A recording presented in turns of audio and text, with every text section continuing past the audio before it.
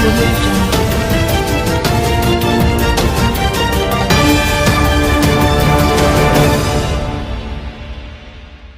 today's headlines,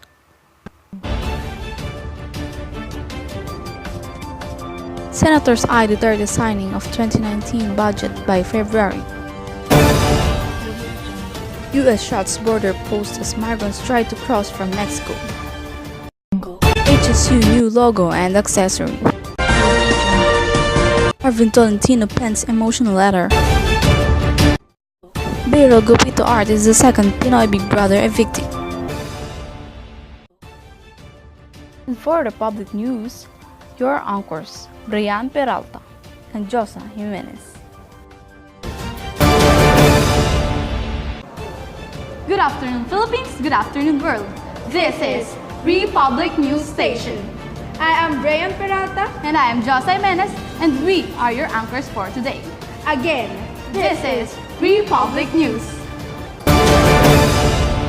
for today's headlines, Senators eye Duterte signing of 2019 budget by February. U.S. shuts border post as migrants try to cross from Mexico. And here's the report from Erica Doctolero. Erica, are you there? I'm here, and it's official. The Senate will not be able to approve the 2019 budget before the year end, and the government may have to operate under a reenacted budget until the first week of February next year. In an all-senator caucus on Monday, the Senate agreed on a tentative schedule for the approval of next year's budget. A copy of the schedule released to the media by Senate Majority Leader Juan Miguel Zubiri. He showed that the Senate would adjourn its session on December 14 without passing the budget even on second reading. The Senate has already been received the 2019 General Appropriations Bill from the House of Representatives, which Legarda is the chair of the Senate Committee on Finance. For News Republic Station, I am Erica Dane Doctolero reporting. Thanks, Erica. U.S. shuts border post as migrants try to cross from Mexico. For the report, here's Adeline Gagarino. Come in. A group of Central American migrants, mostly Hondurans, climbed the border fence between Mexico and the United States as the others tries to bring it down. Near El Chaparral border crossing at Tijuana, Mexico Baja, California State, border on November 25, 2018. Several hundred made it over the first barrier, including women and children. But the U.S. border officers began firing tear gas at them. Migrants tried to protect themselves, covering their faces and holding their children close. There were cries of pain, desperation, and frustration. But amidst the tearing gas, several migrants turned back. For Republic News Station, I am Adeline Gagarino reporting. Thanks for the info, Adeline. Take care of yourself out there. And up next, For the university report, big question about higher school ng UMak will answer by one student. Republic News will be right back after a short break.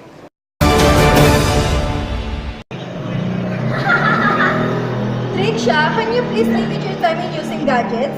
It seems you're being attached on social media. But Mom, I have nothing to do and I'm watching my favorite Korean novella.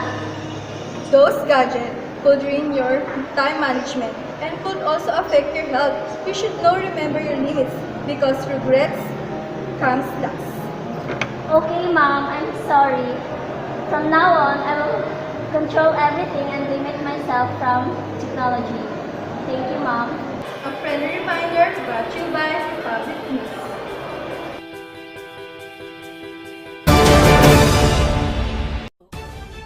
And now we're back to our regular programming. For the university report, here is Bianca. Come in.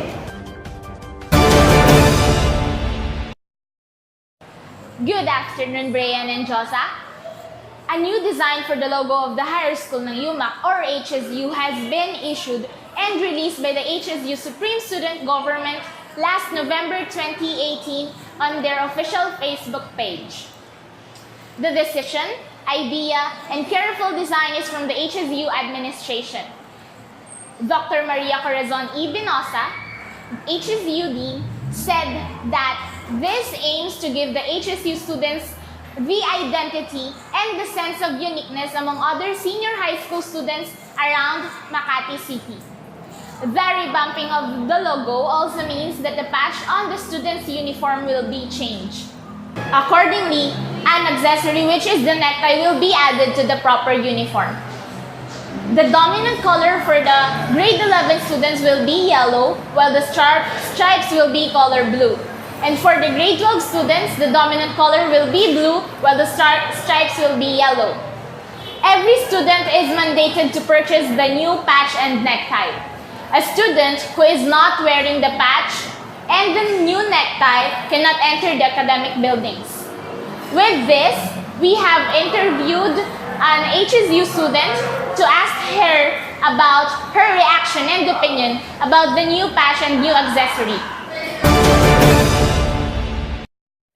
My opinion to the issue about additional accessory to the HSU uniform is that it is actually a good idea, but for me, as a grade 12 student, it's a bit unnecessary already, and it's kind of unfair to us because in just a few months, or like 4 months na lang, and we're going to leave the university already. So we're going to use it in a little amount of time. So I think it's kind of unnecessary, but on the other hand, it's a good proposal, but kind of late.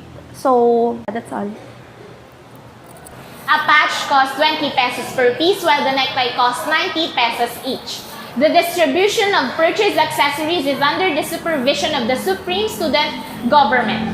This is Bianca Erica May-Ibay reporting live from University of Makati. Back to you, Josa and Brian. Thanks for the info, Bianca. And for today's sports news, Arvin Tolentino pens emotional letter for FEU, ADMU, UAAP. here's Jason Nardo.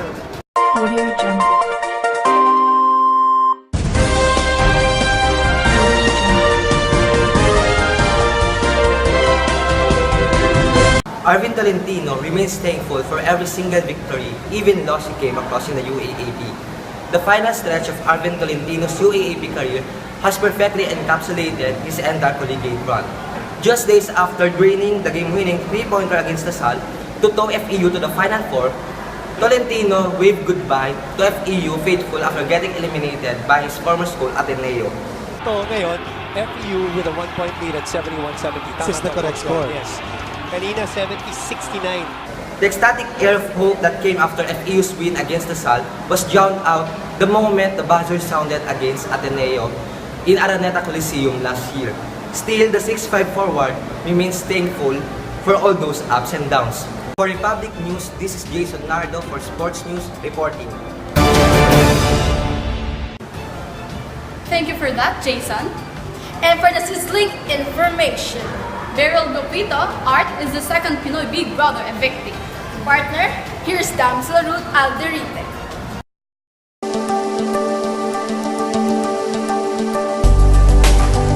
Art Guma is the second housemate to be evicted from Pinoy Big Brother house. Last Sunday, the reality show revealed that Art Guma received the least number of votes among the nominated housemates, with Guma leaving the PBB house. Another young star dreamer from Comstarhan will be taking his place. I'm afraid of judgment. So, Art.